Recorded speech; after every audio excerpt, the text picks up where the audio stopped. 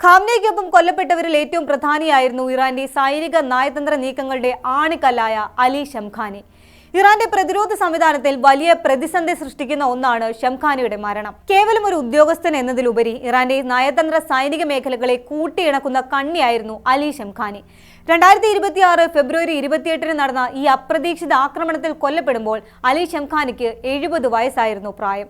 ഇറാന്റെ തെക്കു പടിഞ്ഞാറൻ പ്രവിശ്യയായ ഖുസൈസ്ഥാനിലെ അഹ്വാസിലുള്ള ഒരു ന്യൂനപക്ഷ അറബ് കുടുംബത്തിലായിരുന്നു അദ്ദേഹത്തിന്റെ ജനനം. ഇറാന്റെ ഉന്നത അധികാര ശ്രേണിയിലെത്തിയ അപൂർവം ന്യൂനപക്ഷ അറബ് വംശജരിൽ ഒരാളായിരുന്നു ഷംഖാനി എന്നതും ശ്രദ്ധേയമാണ്.